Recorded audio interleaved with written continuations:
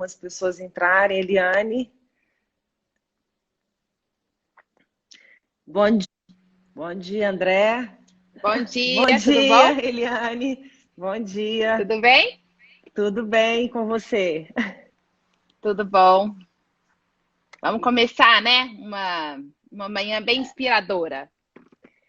Eu estava olhando lá, né, o chamado para a live, eu falei assim, gente, que responsabilidade. Mas eu estou muito honrada de estar aqui.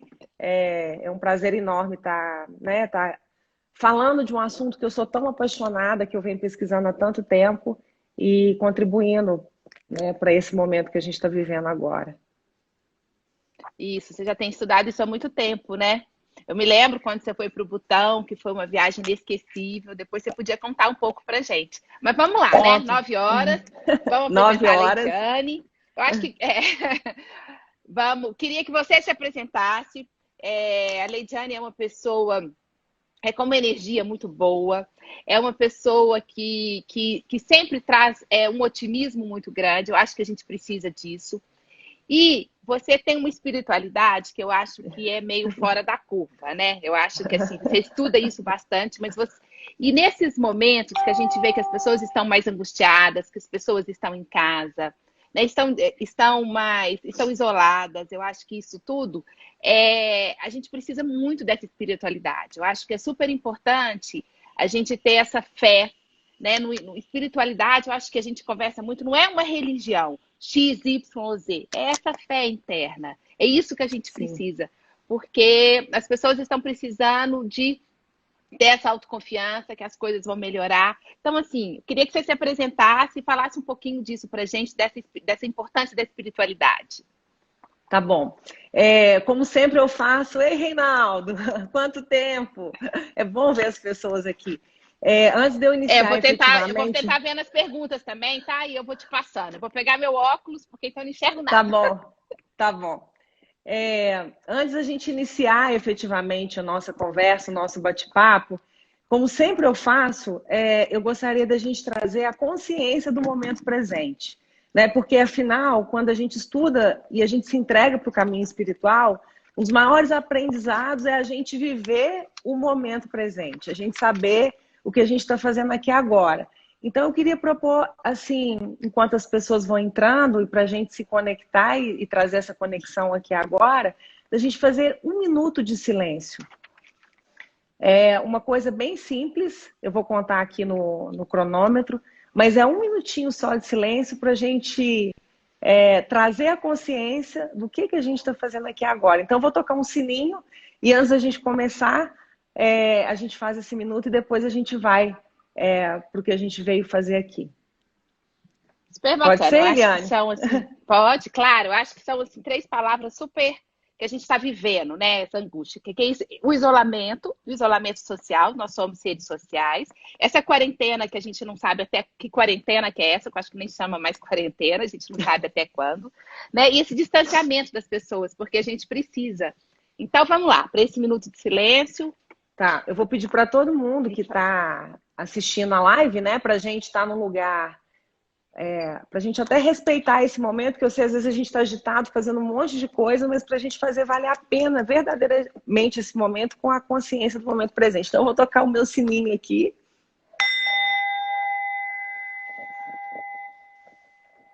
E eu vou pedir para a gente ficar em silêncio, respirando, prestando atenção na respiração.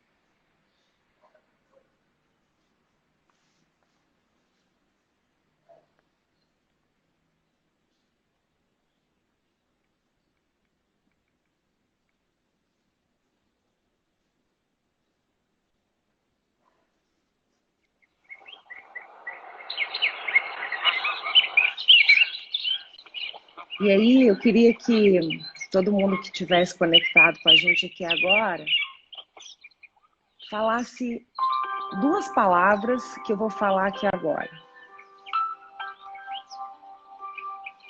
Eu tenho paz e respira.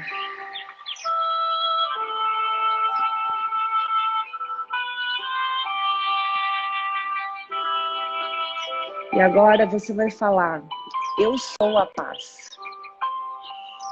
Observa a diferença de falar, eu tenho paz e eu sou a paz.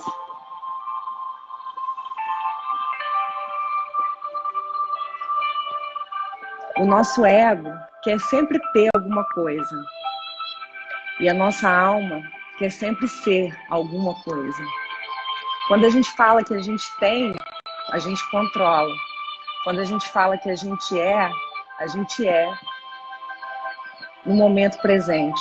Sem precisar de certificado, sem precisar de título, simplesmente sendo o momento presente e vivendo o aqui e agora com a consciência de que somos a paz ou o amor ou qualquer coisa que a gente deseje ser agora. Respirem profundamente.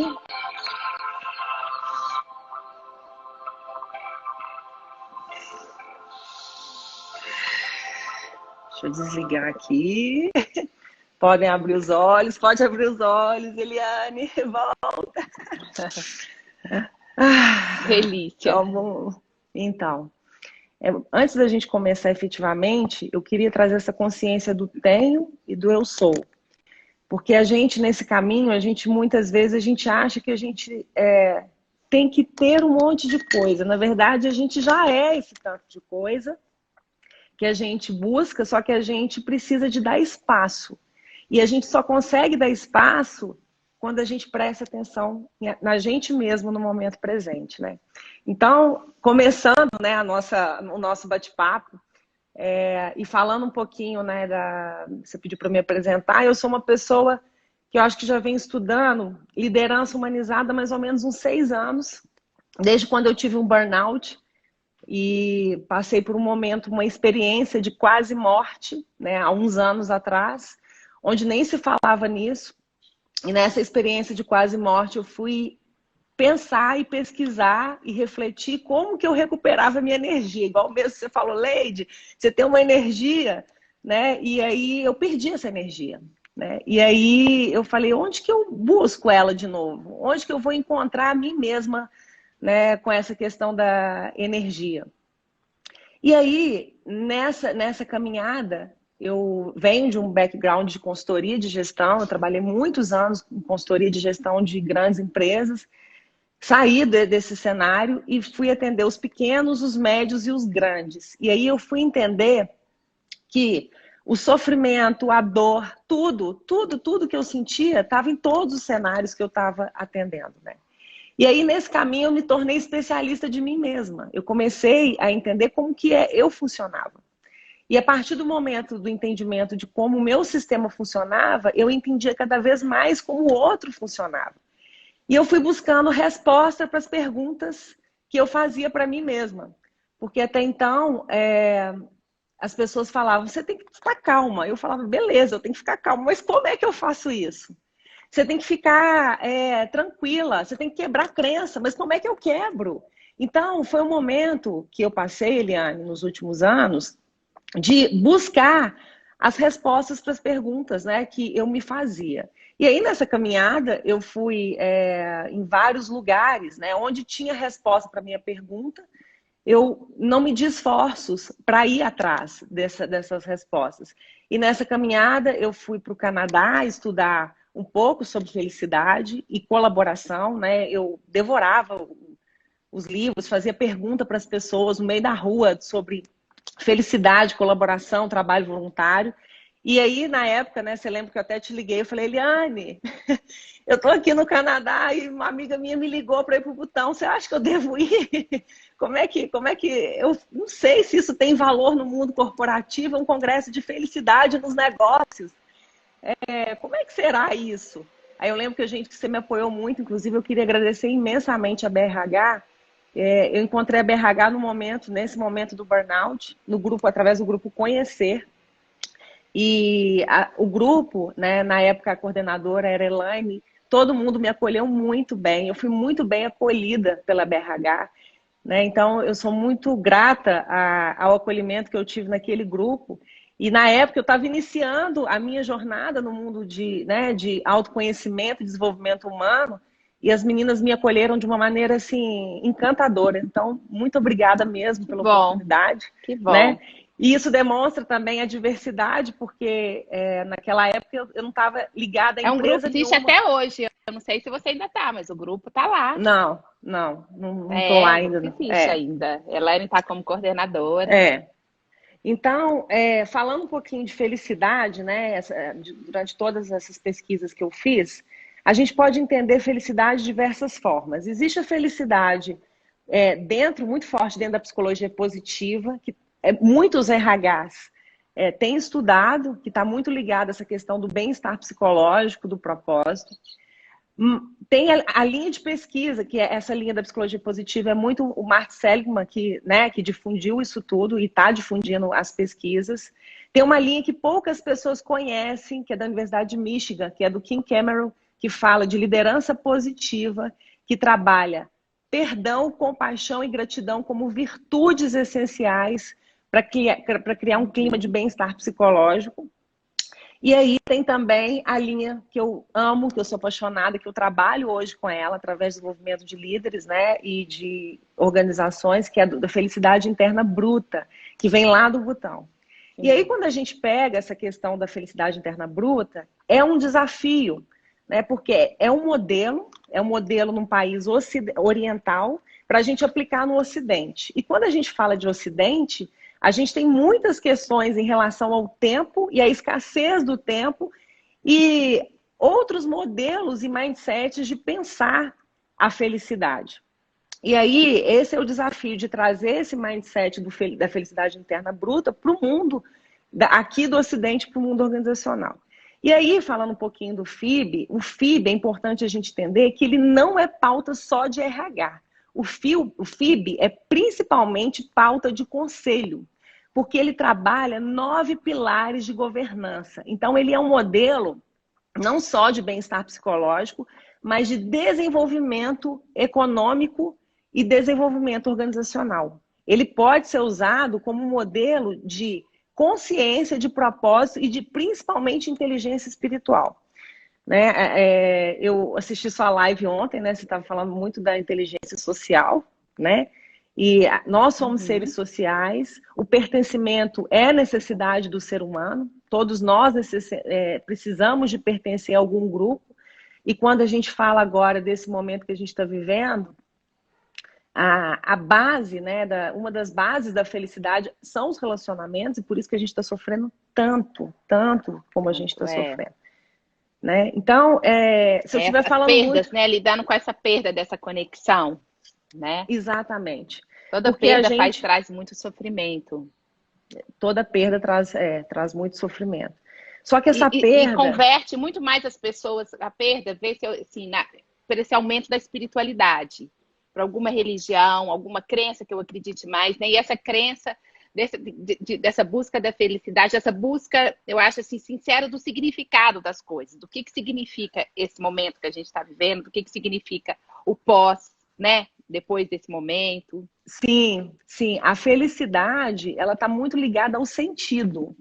Tanto que uma das bases que a gente estuda muito é o Viktor Frankl, né, que é um psiquiatra austríaco que ficou 3 anos no campo de concentração da Segunda Guerra Mundial, e ele chegou à conclusão que a felicidade não é algo a ser perseguido, mas é a consequência de uma causa, em dedicação a uma causa. Então, nesse momento agora, eu não vou falar muito sobre as teorias, mas... E é interessante, né, o caso dele, que eu acho que até vale a pena a gente falar, e as pessoas perguntavam, né, como é que você conseguiu sobreviver esses 3 anos? Porque tantas pessoas foram embora, e ele sabendo que cada dia ele poderia, né, morrer. e tudo. E era esse significado, né? Era essa fé, essa crença que ele fala, não é alguma coisa assim nesse sentido? Ele tinha uma vontade tremenda de voltar para casa, né? Ele se apegou a isso e fez. E ele fala que quando você perde tudo, você experimenta o último grau da liberdade humana. E aí eu volto para a questão dos níveis de consciência lá do Richard Barrett, que a gente trabalha muito em implementação organizacional, falando de cultura.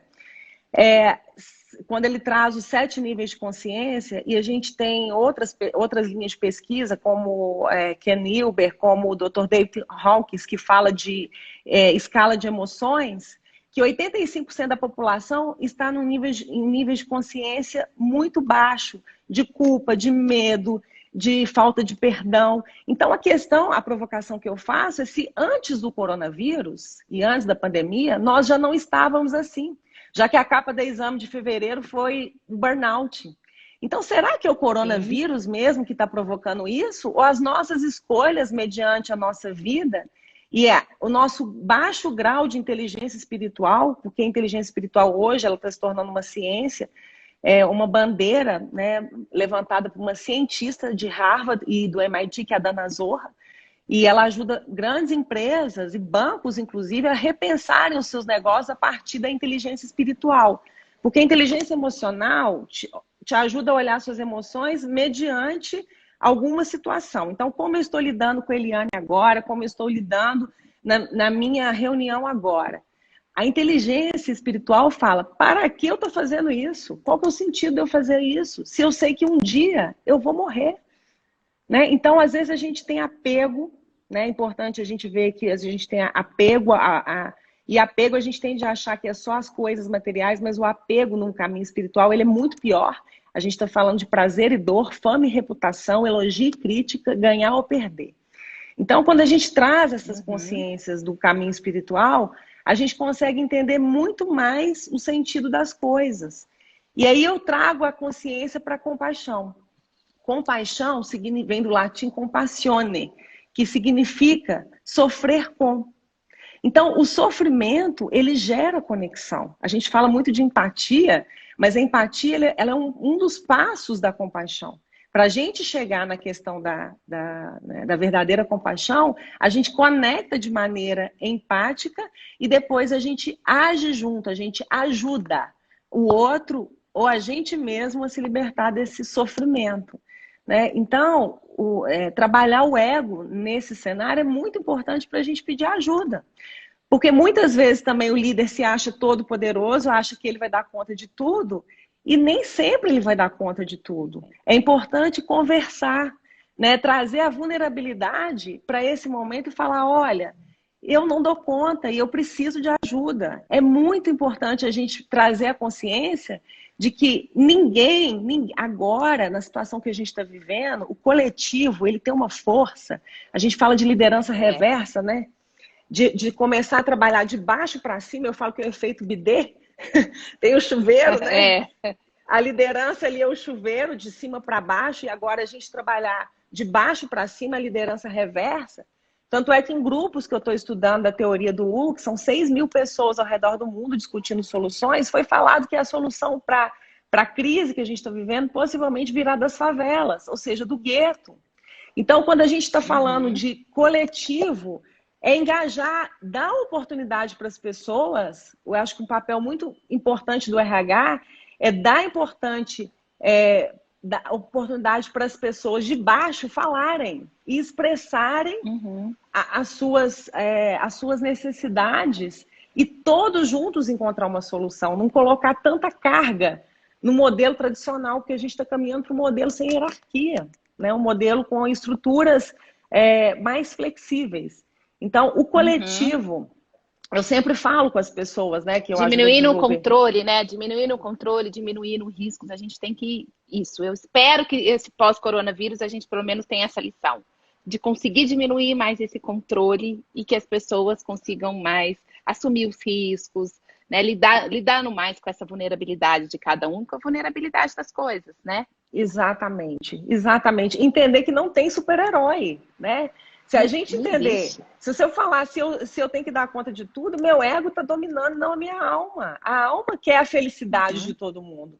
Então, eu acho que é importante, eu falo, é uma frase que eu gosto muito, é que se você acha que é pequeno demais para fazer a diferença, tenta dormir com um mosquito, né? Então, se você é estagiário, se você não importa a sua função dentro da empresa, se você sentiu que você tem espaço para ser ouvido, às vezes a solução está em você. Só que muitas vezes a gente, com o modelo que a gente vem tradicional, de comando e controle, não dá espaço para esse vazio de escuta do momento presente e deixar as coisas emergirem.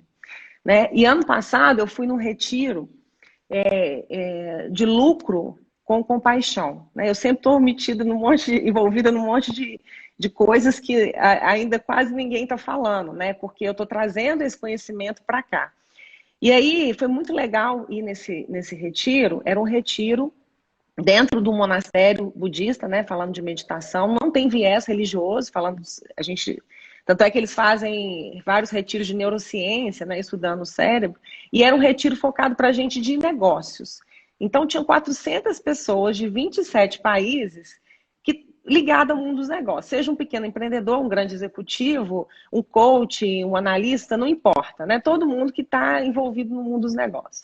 E lá, um dos nossos exercícios, né, nesse retiro, tinha dia que a nossa bandeira era not to do, nowhere to go. Não fazer nada e não ir para lugar nenhum. A nossa tarefa era não fazer nada. E lá, ninguém se importava com os cargos. Porque uma base da espiritualidade é a equanimidade. Né? Nos programas de liderança que eu faço, é proibido falar o cargo. Porque ninguém está querendo saber... Fala o nome desse retiro, Leide, por favor. Estão pedindo, fala o nome desse retiro. Chama Business Retreat, lucro com compaixão, em Plum Village. Plum Village é no interior da França. Não foi aqui não, foi, né? E lá nesse retiro... A gente tinha um grupo, as famílias, né? Então, o CEO lavava prato, limpava banheiro, a gente cuidava do jardim. E nesses processos de fazer coisas simples, a gente ia fazendo processo de cura. Eu mesma cuidando do jardim, eu tive um resgate de uma memória da minha avó, que foi uma coisa assim linda e que eu comecei a gerar valor para as coisas mais simples. Então, a gente pode fazer isso agora na quarentena.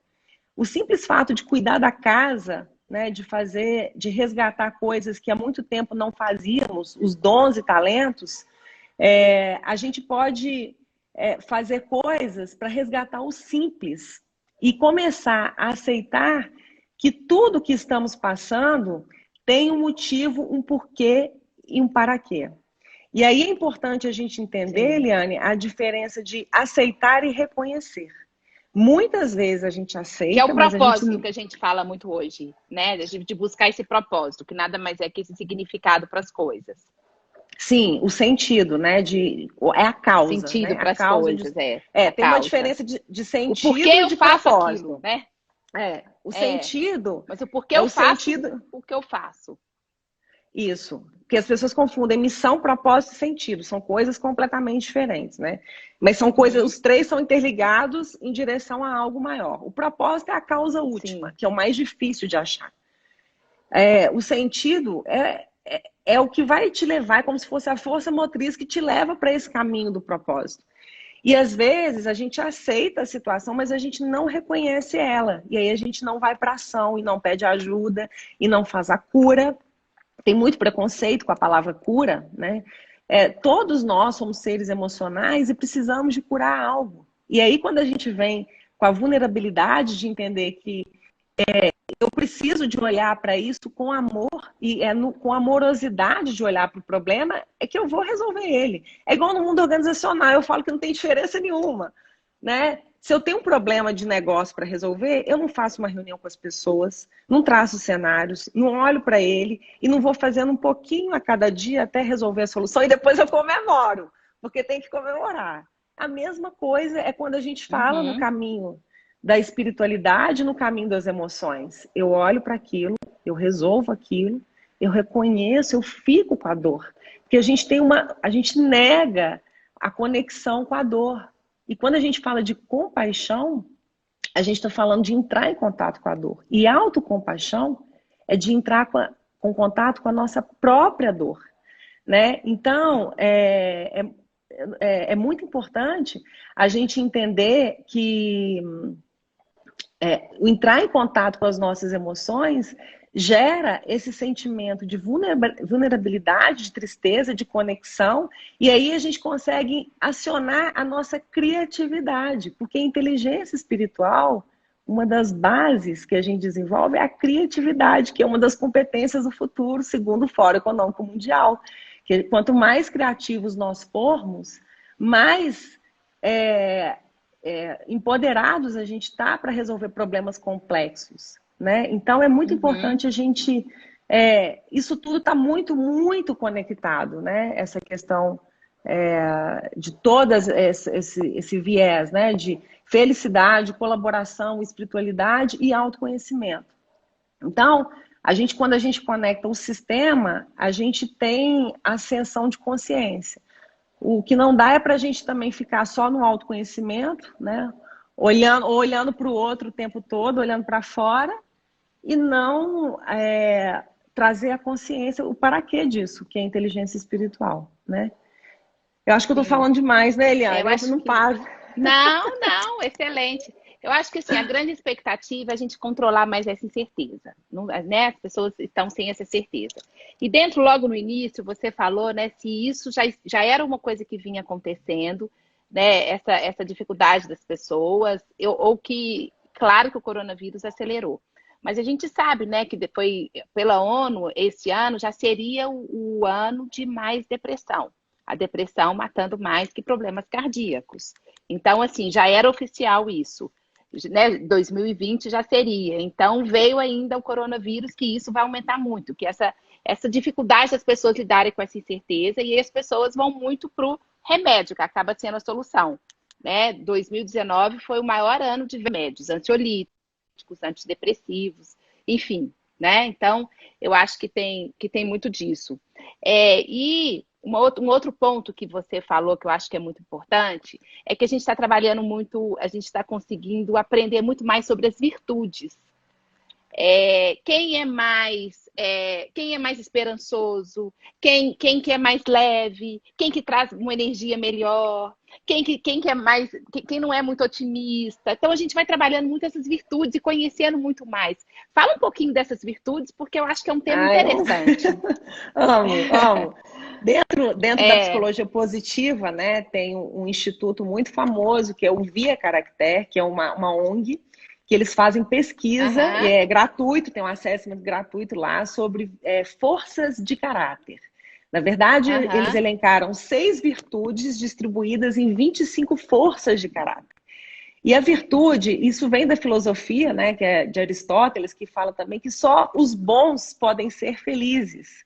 E somente quem vive uma vida de virtudes pode ser feliz. Então, quando eu comecei a estudar, foi libertador para mim também, porque quando eu vi que a apreciação da beleza era uma virtude, porque a gente tende a achar que só as virtudes que são demandadas no momento são virtudes necessárias, mas igual você falou, as pessoas vão descobrindo as suas virtudes. Né? Então, quando a gente trabalha as virtudes, isso é da felicidade também, que na felicidade a gente tem 2 conceitos de felicidade hedônica e felicidade eudaimônica.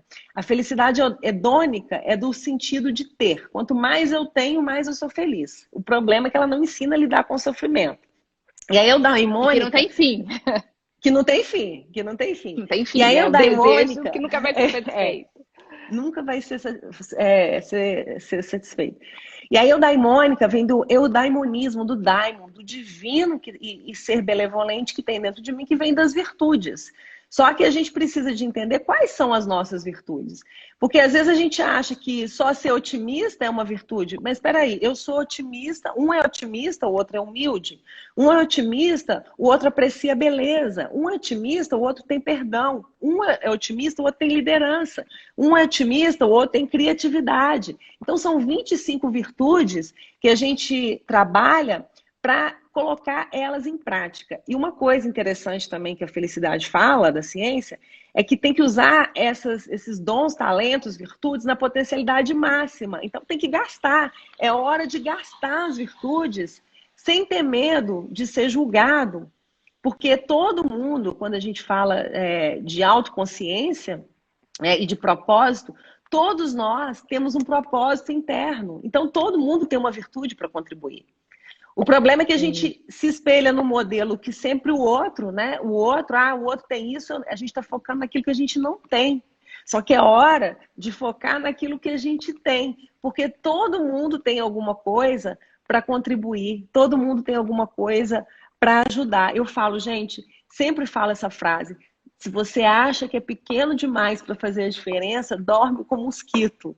Você tem um poder enorme de engajar. Um CNPJ é uma reunião de CPFs.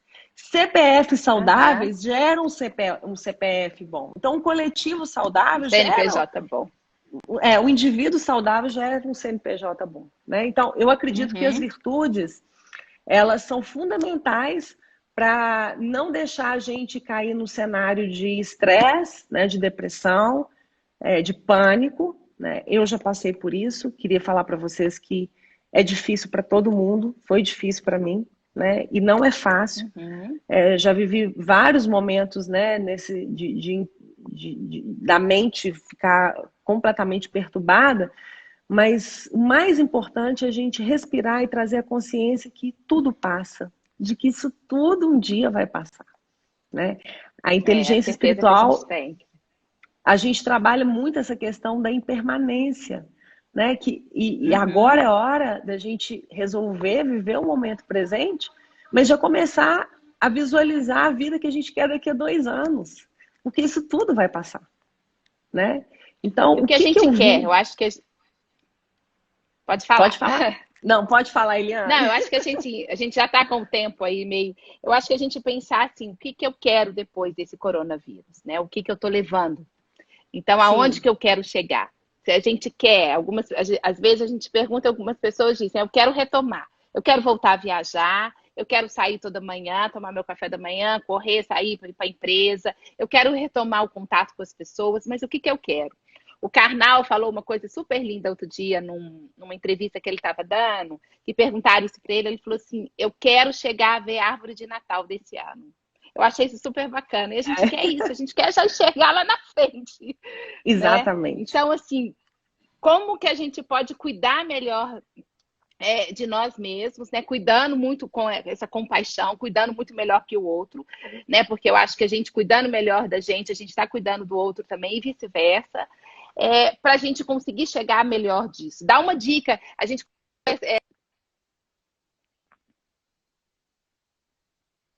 Eliane, da respiração. Oi, travou? Travou. Agora volta. Dá uma dica, travou? Eu vi até Voltou? Dá uma dica. Falando um pouco, né, da importância dessa respiração, da meditação e tudo, eu queria que você falasse assim, algum exercício que as pessoas podem fazer logo pela manhã, e eu vou vendo as perguntas aqui, para ver o que a gente tem. Uma coisa que eu faço, né, que funciona muito para mim, é de sair de mim mesma e me olhar como observadora de mim mesma. Então, quando eu, por exemplo, eu estou ansiosa, né, eu começo a respirar, coloco atenção na respiração e falo para mim mesma, eu não sou o pânico, eu sou uma consciência vivendo um momento de pânico. O que é a consciência? A consciência é como se fosse a tela do cinema, aquela tela em branco que vai passando um monte de filme. Os filmes, as cenas do filme são os nossos pensamentos. Então, quando você presta atenção que você é a tela em branco, a gente tende a entender que tudo aquilo ali vai passar. Então, um exercício que eu faço muito eu volto a atenção na respiração e falo, eu não sou esse pânico, eu não sou a ansiedade, eu sou uma consciência vivendo um momento de pânico ou de ansiedade. Que aí eu vou começar a entender que esse pensamento que está me gerando essa negatividade, ele vai passar. Que isso daí é só um momento. E quanto mais eu respiro sem julgamento, volto a atenção para a respiração, né? Então existe uma crença que meditar não é não pensar em nada. É uma crença que a gente pode colocá-la por terra agora. E aí a gente começa a entender que a consciência da respiração e do momento presente é o mais importante. Então não tem muito segredo, né? O segredo é focar a atenção na respiração e aí eu saio de mim mesma, né? Não sei se todo mundo consegue fazer isso, sair de si, olhar para você mesmo e falar assim, eu não sou esse pânico, eu sou uma consciência vivendo um momento de pânico. E aí pode ir respirando e respirando. Outra dica também é respirando, contar de 100 até o número 1. Então, respiro, conto 100. Respiro 99. Respiro 98. Decrescente, de forma decrescente, a gente respira e vai respirando e vai acalmando. Porque quando a gente trabalha a respiração, a gente está ali entrando em contato com o nosso coração, né? E com todo o nosso sistema nervoso e amenizando a situação. Né? Então, eu acho que a melhor dica para isso daí eu não sei de todas que eu já vi, né? Assim, para mim, funciona muito essa questão da consciência. E eu já falei isso em outras lives também, o pessoal gostou muito. Falou, não, peraí. Se eu começar que eu achar que eu não sou aquela dor, mas eu sou uma consciência, é como se eu estivesse vendo uma tela de cinema. E aí, eu não me misturo com aquilo. Eu estou vendo aquilo em mim, eu passo por aquilo, aceito aquilo, mas eu sei que eu não sou aquilo. Uhum. Alguém está A pedindo... Adriana Fantoni fala uma coisa interessante, que a gente trouxe esse movimento do capitalismo consciente, e ela fala, né, que inteligência espiritual é considerada pelo capitalismo consciente como essencial para a liderança consciente, que eu acho que é essa liderança que a gente está falando. Né? Sem ela é impossível ao líder trazer a sua integridade para o trabalho. A Adriana vai ter uma live com a gente para a gente falar um pouco desse capitalismo consciente. Eu acho que ele vai emergir com uma força muito maior, né, nesse pós-coronavírus. Tem várias... O capitalismo consciente é um movimento que eu sou, assim, bem simpática a ele, né? Porque ele fala também, se sua empresa não existe para curar uma dor do mundo, ela está fadada ao fracasso. E tem uma coisa que eu amo na linha do capitalismo consciente, que é a liderança Shakti, que fala do equilíbrio do masculino e feminino dentro das empresas.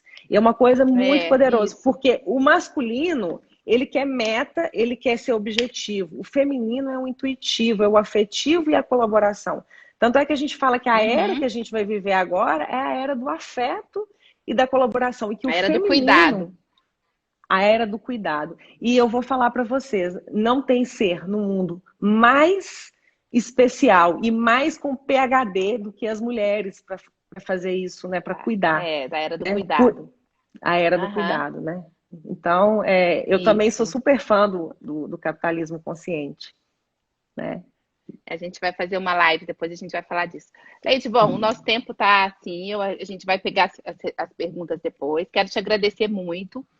E vamos deixar essa pergunta, né? O que as pessoas querem? O que elas querem enxergar?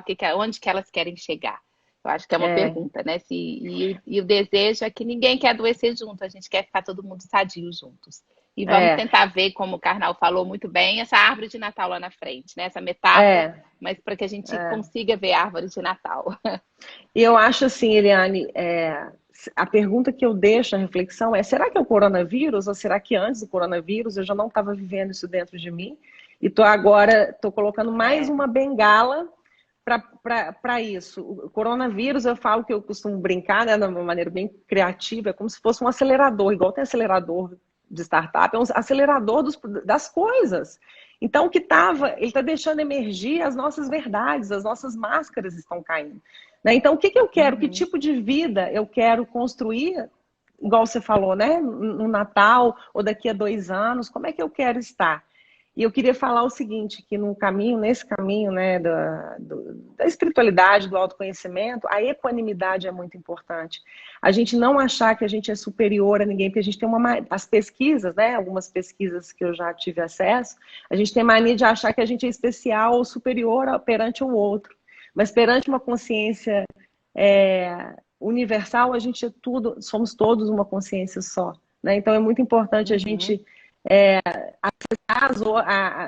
na organização, ter essa consciência da equanimidade, né? O quanto que é importante o coletivo trazer a solução, né? E é só com o coletivo que a gente vai conseguir essa solução. Ninguém tem essa solução sozinho. Né? E a gente Então, precisa do poder público, vamos precisar das empresas, das pessoas. Sim. E muito, o Luiz está me falando, pedindo. Luiz foi um cliente, né, um super parceiro, ele tem alguns projetos, né, trabalha com projetos sociais na Dom Cabral, e está aqui me pedindo para falar assim, para falar um pouquinho da conexão com a natureza. A natureza é uma super aliada nesse momento de pandemia, né?